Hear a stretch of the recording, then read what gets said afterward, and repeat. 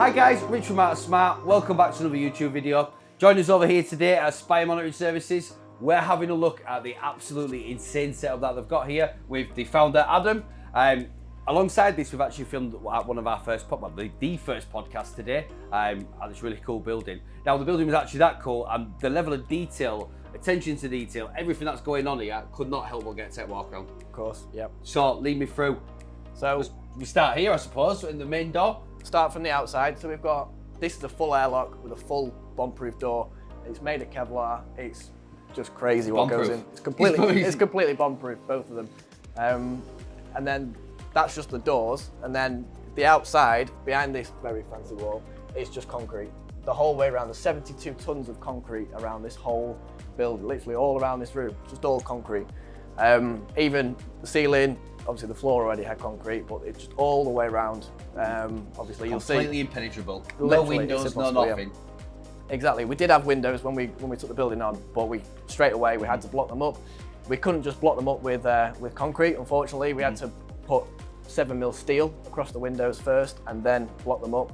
So yeah, it's supposed to be very difficult, almost impossible to get in. Literally the wrecking ball. Which is the plan. And then through here, through here is where I would say is obviously where the magic happens in it. Yep, exactly. Because on cribs, this is where the magic's happens. Right, so take us through.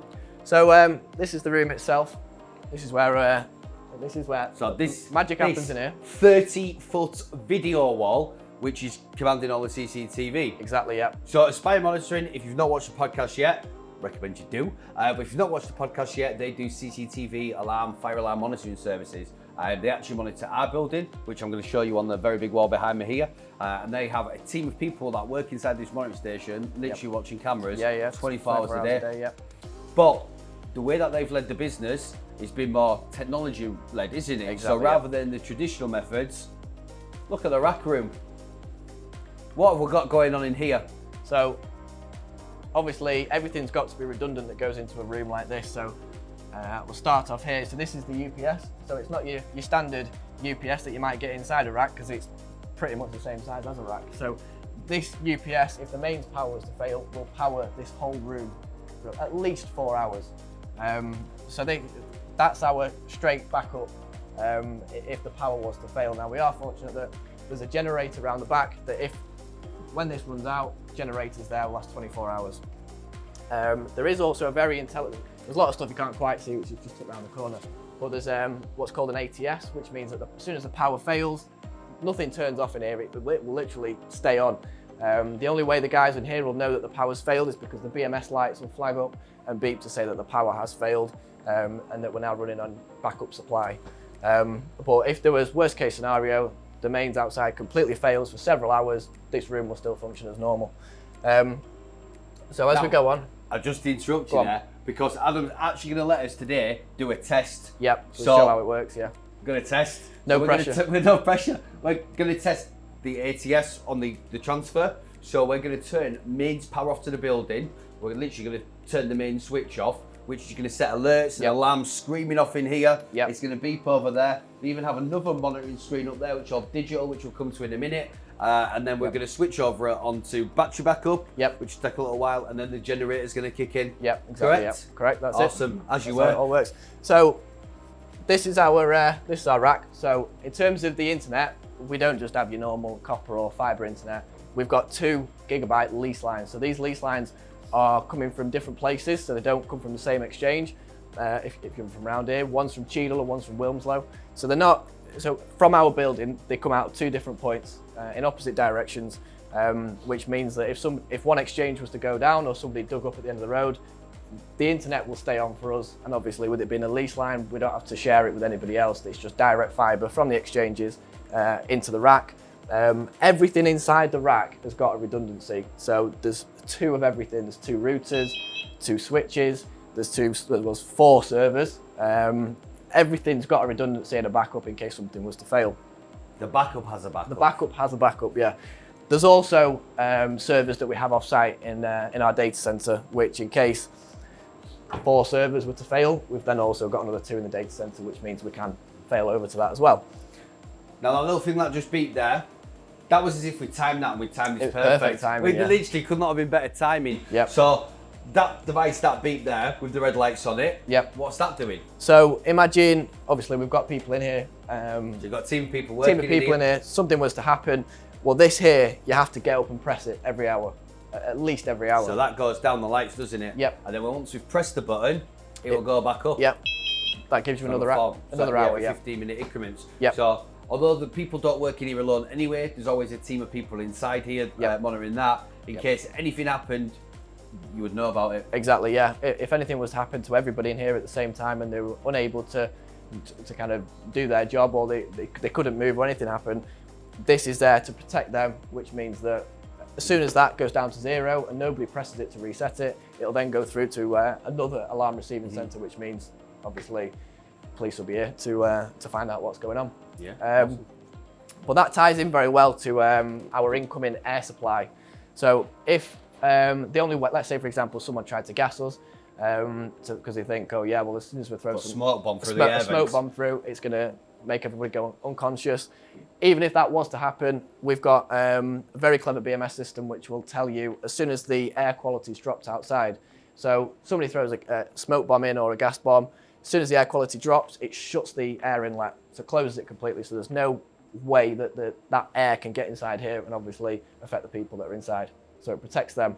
So today, everything's looking green. Which is great. Everything's green, everything's healthy. Yep. So what I've got on here is we've got the incoming air quality, Yep. the call centre CO2 level, Yep. the UPS system, the standby generator, Yep. and the ATS power status. So this just tells us which supply we're on basically. So whether we're on mains or whether we're on our battery backup or our backup supply. Yeah. So obviously we'll demonstrate that later on and we'll show. Come back onto it and do the test. Yep. Now, we've kind of come to the point where you can't really ignore it any further. No. Have you seen this? This is a 30-foot LED video wall. Yep. It's all 4K as well. Sorry. This is a 30-foot 4K video wall running all the cameras. Now, obviously, we've only put cameras on here that I could see. I'll tell you why, because that's my office. So I've obviously given our authorization. So all of these cameras on the main screens here are all from our office. So you can see there possibly the Art Smart one. Now, just to prove how much that's my office, we've got a warehouse man, Paul. We're going to get him into the warehouse. Paul. Yes, mate. Well, I've spoken to you today. No? No, so I've not primed you for what I need you to do. Can you go into the warehouse and wave at me, please? Yeah, of course I can. Yeah, get up. Get up. Get up. You were asleep. You were asleep. No, just the warehouse. The front shutters. Front shutters, mate. Yeah. Of course I can. Hey, there he is. Hi, Paul. Alright. All right. Yeah, lovely. Tell you what, Paul, just run outside the front door. Or the back door. Whichever door you want, run out one of the doors. I'll tell you. In fact, I'll tell you which door you've come out of. You can come out of any of the doors. Yeah. Take your pick. Side door, front door, back door.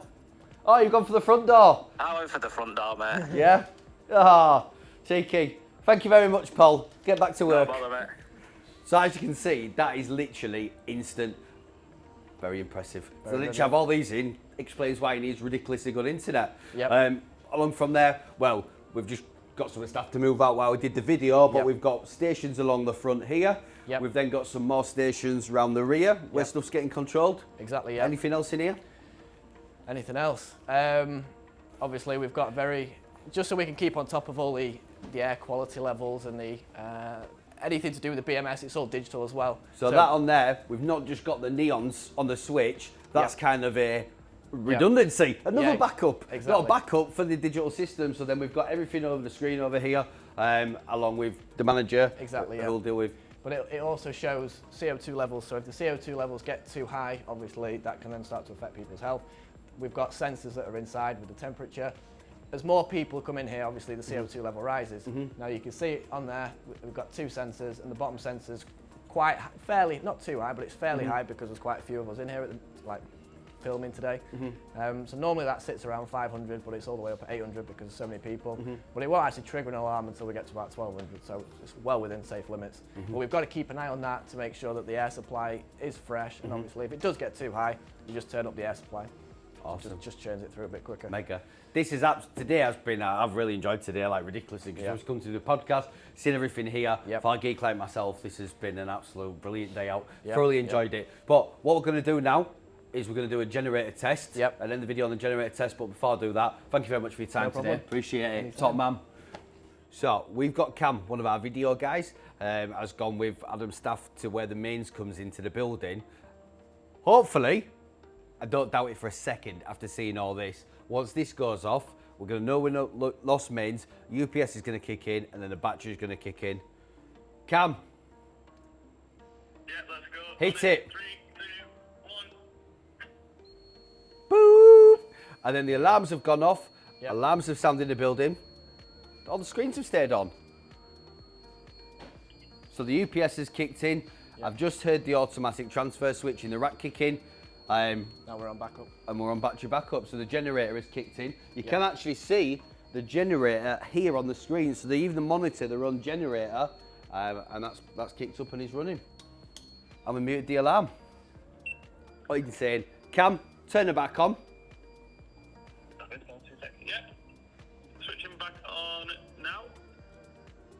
There we go. So give it a couple of minutes.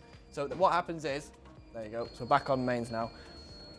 Alarm UPS is still showing it as in fault because we're actually running on battery backup, because the reason it does that is, let's say there's a problem outside and the power is cutting in and out.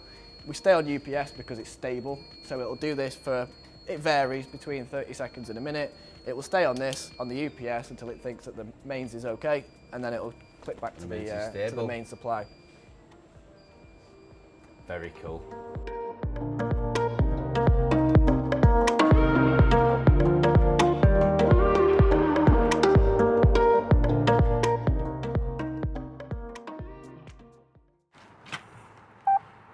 Authenticating failed. Oh. Authenticating failed. Boom, boom. It's a full door.